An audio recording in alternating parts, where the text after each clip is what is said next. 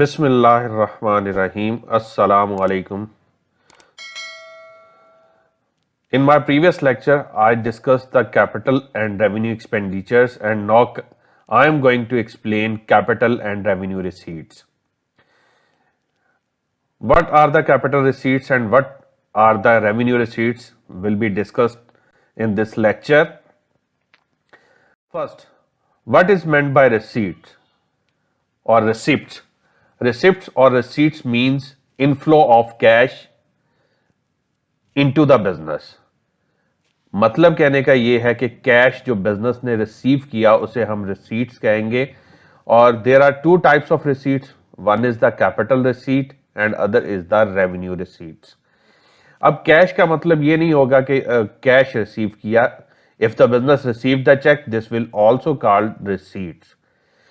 So two forms of inflow of cash into the business, in the form of cheque और in the form of cash. और इन दोनों चीजों को यानी चेक और कैश का जो रिसीव करना है बिजनेस का उसे हम रिसीट्स कहते हैं. और रिसीट्स की दो टाइप्स हैं. First capital receipts and second revenue receipts. तो मैं पहले कैपिटल रिसीट्स आपको एक्सप्लेन करता हूं. Amount which is received from means के कोई भी अमाउंट जो आपने रिसीव की है, मीन्स बिजनेस ने रिसीव की है from sales of non current asset और selling of non current assets. यानी आपने कोई नॉन करंट एसेट या बिजनेस ने कोई एसेट सेल किया और उससे जो अमाउंट रिसीव की है वो कैपिटल रिसीट होगी. Second, from capital input bye the owner in the form of cash और चेक.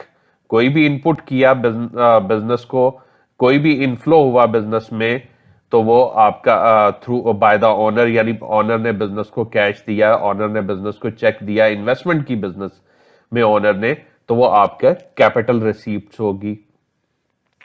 और company in the form of company sell shares and get finance और कैपिटल इन, तो वो भी कैपिटल रिसीट होगी.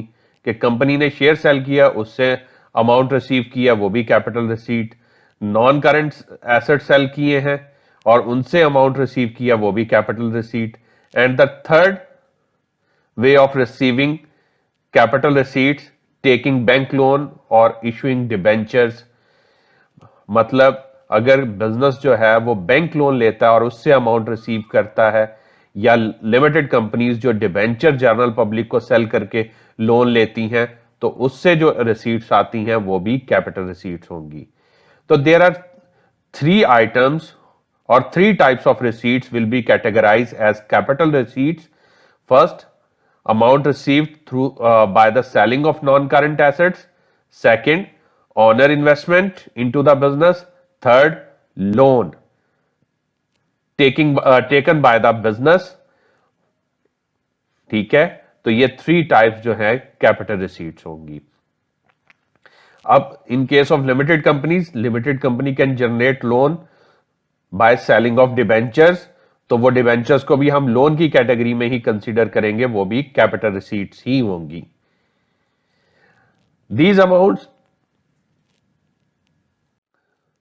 These amounts which are categorized as a capital receipts will be shown or recorded in the statement of financial positions. यानी ये जो भी amounts आपकी कैपिटल रिसीट्स की फॉर्म में कैटेगराइज हो जाएंगी, उन्हें हम स्टेटमेंट ऑफ फाइनेंशियल पोजीशन में ही रिकॉर्ड करेंगे. उनका इनकम स्टेटमेंट में कोई ट्रीटमेंट नहीं होगा.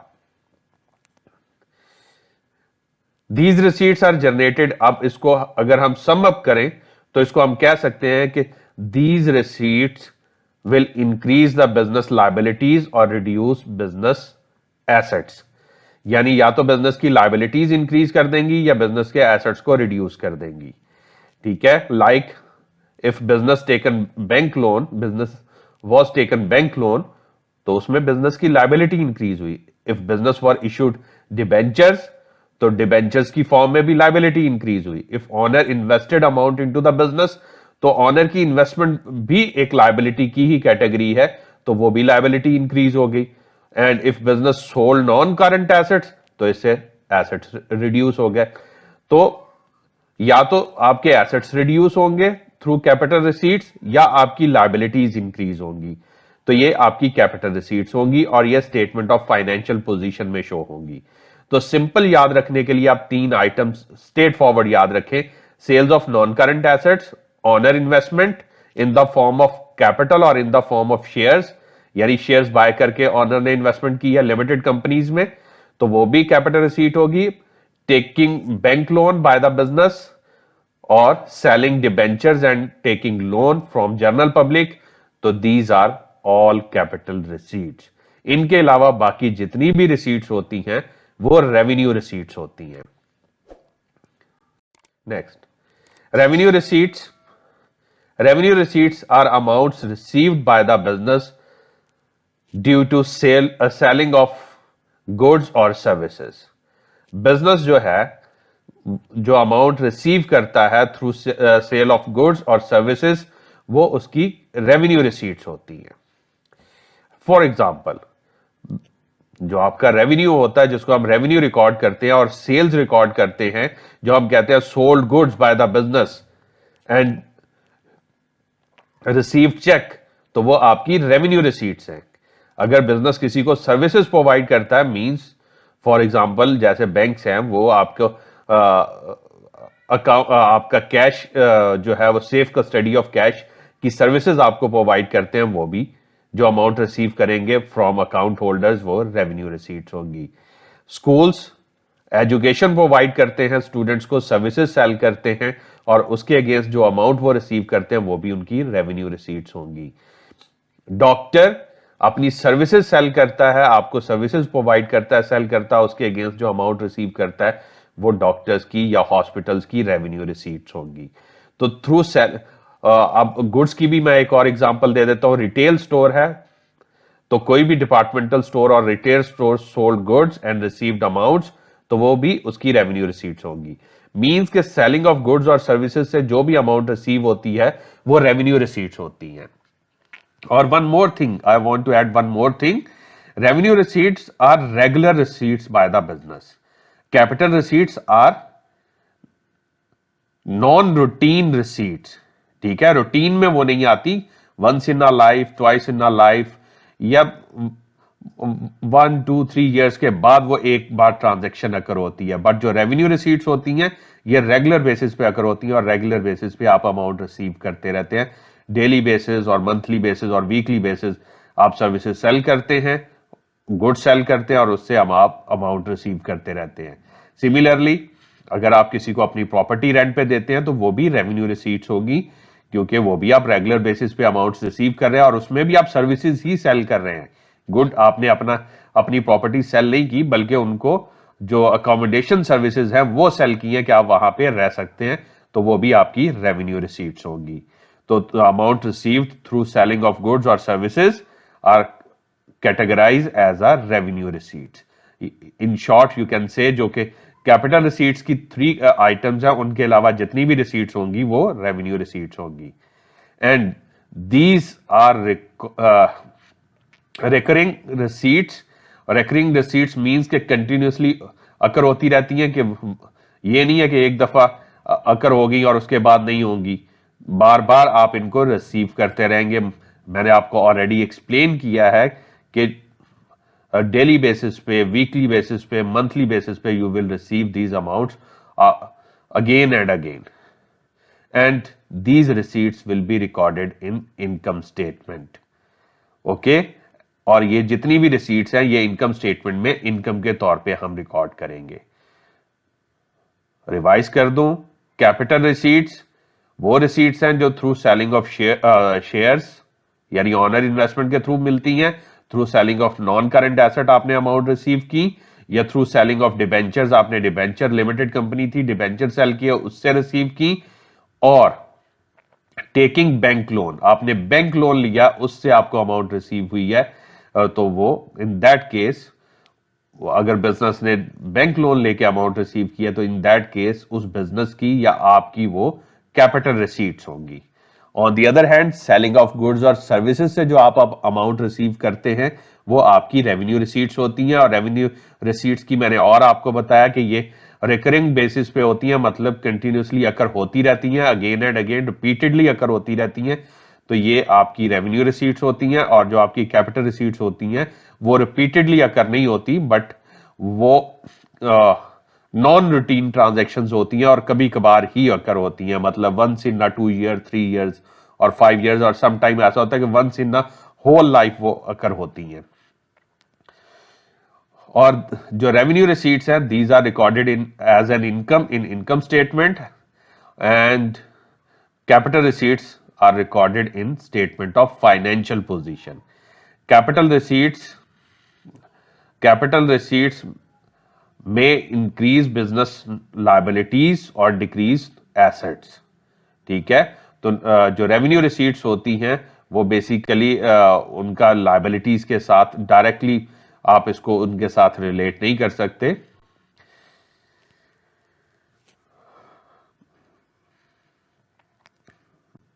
Now, I am going to discuss a question and few examples, and then we will decide these are capital receipts or revenue receipts.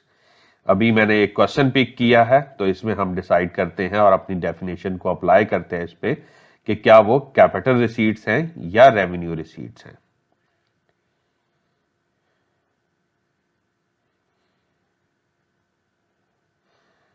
Sales of motor vehicle,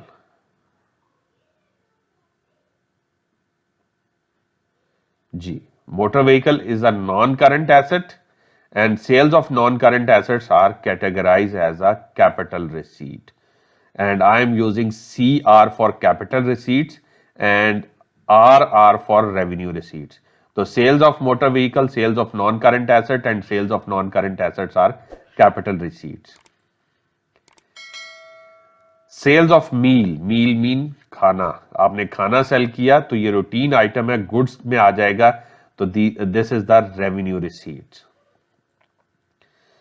cell of shares, sale of shares, shares mean investment, owner investment, आपने certificate sale किए, share certificate, और उससे आपने honour investment get in की है, तो ये आपकी कैपिटल रिसीट होगी।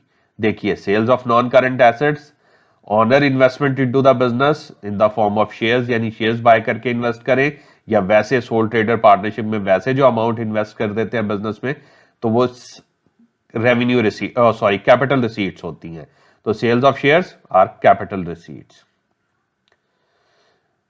Sale of new computer, computer is a non current asset, आपने उसे सेल कर दिया, वो भी आपकी कैपिटल रिसीट होगी।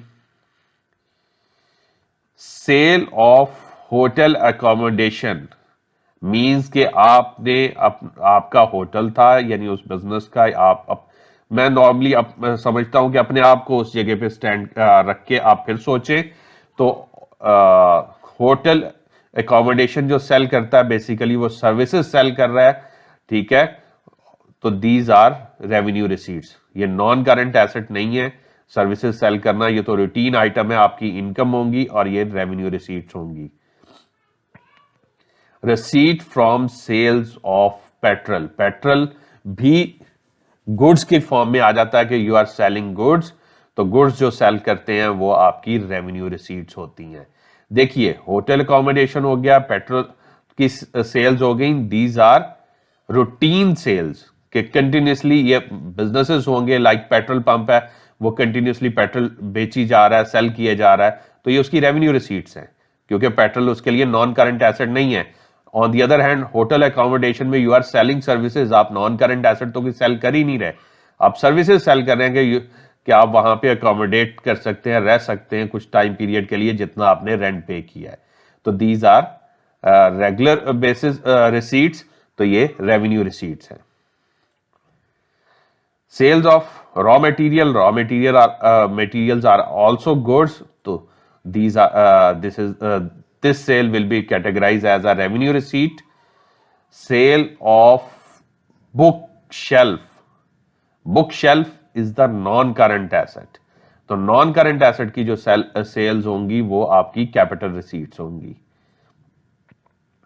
Received rent, again hotel accommodation और रेंट रिसीव्ड मीन आपने कोई प्रॉपर्टी रेंट पे दी और उस पर आप कंटिन्यूसली रेंट रिसीव कर रहे हैं, तो ये आपकी रेवेन्यू रिसीट्स होंगी, ठीक है। और रिमेंबर वन थिंग, मैं कंटिन्यूसली रिपीट कर रहा हूं, sales of non current assets, owner investment और bank loan, taking bank loan, ये आपकी कैपिटल रिसीट्स होंगी। इनके अलावा बाकी रेवेन्यू रिसीट्स होंगी।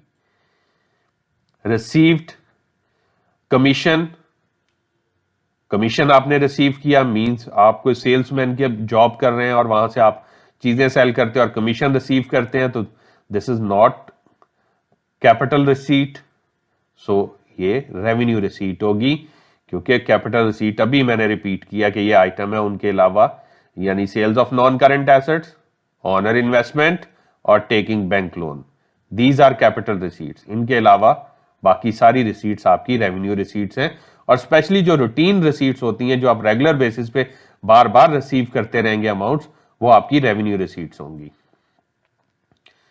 Received interest, you gave loan to someone, like आप अगर बैंक के बिजनेस की बात करें तो बैंक जब लोगों को लोन देता है तो उस पर फिर रेगुलर बेसिस पे इंटरेस्ट रिसीव करता है, तो interest, receiving interest is the revenue receipt, तो ये रेवेन्यू रिसीप्ट होगी।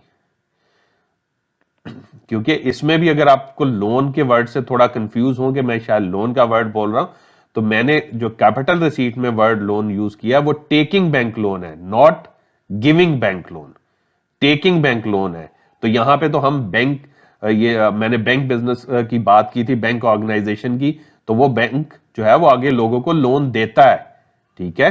Giving bank loan, bank will give the bank loan and then receive the interest, तो वो जो इंटरेस्ट है वो उसकी रेवेन्यू रिसीट है, वो उसकी नॉर्मल इनकम है।